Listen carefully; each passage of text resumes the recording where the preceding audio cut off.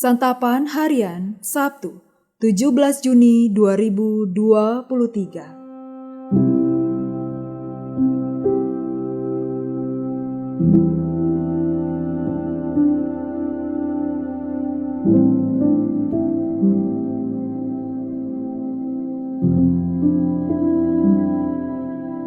Inilah program Santapan Harian, sebuah program yang mengajak Anda menelusuri isi Alkitab, agar Anda menemukan makna firman Tuhan sesuai dengan konteksnya.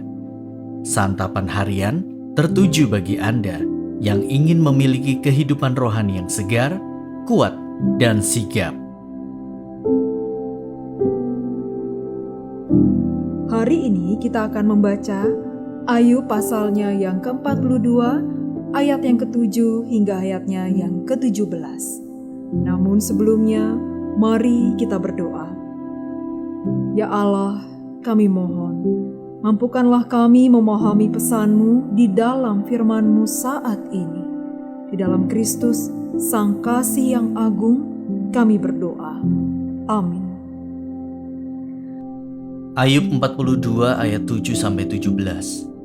Setelah Tuhan mengucapkan firman itu kepada Ayub, maka firman Tuhan kepada Elifas orang teman, "Murkaku menyala terhadap engkau dan terhadap kedua sahabatmu, karena kamu tidak berkata benar tentang aku seperti hambaku Ayub.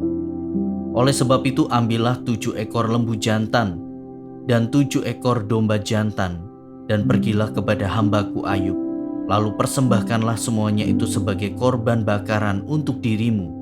Dan baiklah hambaku Ayub meminta doa untuk kamu, karena hanya permintaannya lah yang akan kuterima, supaya aku tidak melakukan aniaya terhadap kamu, sebab kamu tidak berkata benar tentang aku seperti hambaku Ayub." Maka pergilah Elifas orang teman, Bildad orang Suah, dan Sofar orang Naamah, lalu mereka melakukan seperti apa yang difirmankan Tuhan kepada mereka. Dan Tuhan menerima permintaan Ayub. Lalu Tuhan memulihkan keadaan Ayub setelah ia meminta doa untuk sahabat-sahabatnya.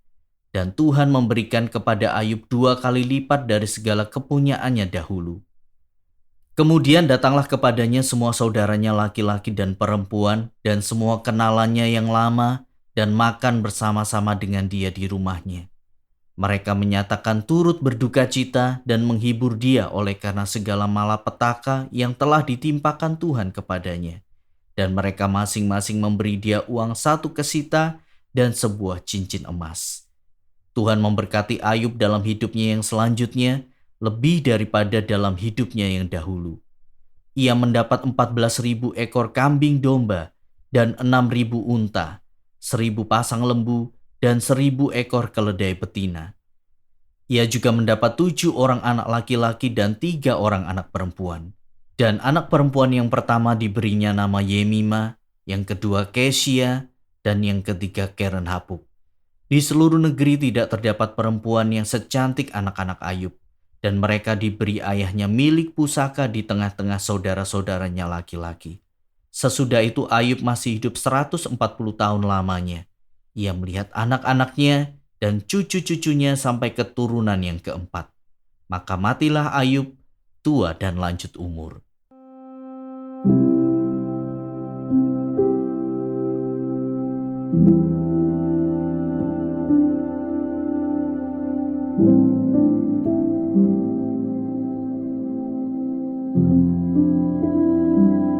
Sahabat Santapan Harian, penderitaan yang dialami Ayub merupakan tragedi yang sangat ironis.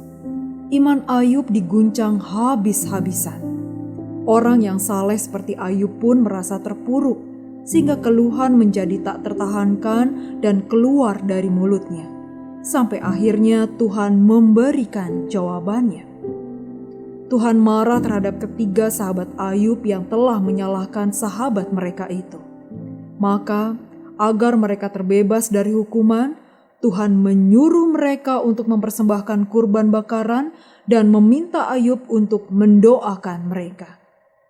Tuhan pun mengakhiri penderitaan Ayub dengan sebuah kemenangan mutlak. Di depan sahabat-sahabatnya, Tuhan menyebut Ayub sebagai hambaku.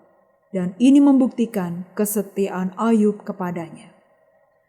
Bagi Ayub sendiri, sebagai akhir dari ujian yang begitu berat, Tuhan memulihkan keadaan Ayub, termasuk harta benda dan anak-anaknya. Bahkan Ayub diberkati dengan umur panjang dan akhir hidup yang penuh damai. Di hadapan Tuhan, Ayub telah menang atas iblis dengan membuktikan kemurnian imannya.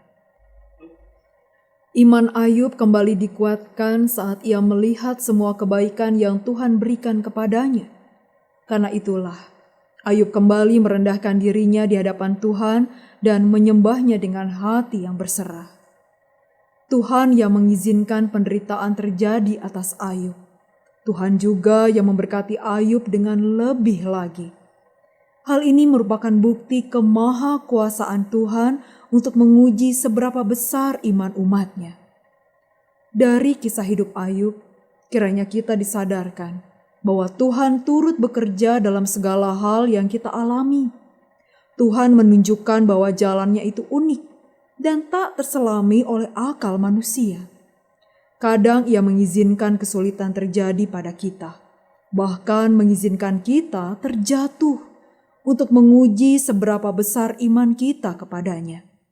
Namun, di balik itu semua, ia merancangkan yang terbaik untuk kita, yaitu iman yang murni, yang lebih kuat daripada penderitaan. Mari kita berdoa. Bapa Surgawi, kami berdiam diri sejenak untuk mengingat-ingat segala yang kami miliki di dalam Engkau. Beri kami mata untuk melihat berkat pemeliharaan-Mu dan tolong kami untuk mengingat setiap kebaikan yang telah Engkau berikan kepada kami. Dalam keagungan nama-Mu ya Kristus, kami berdoa. Amin.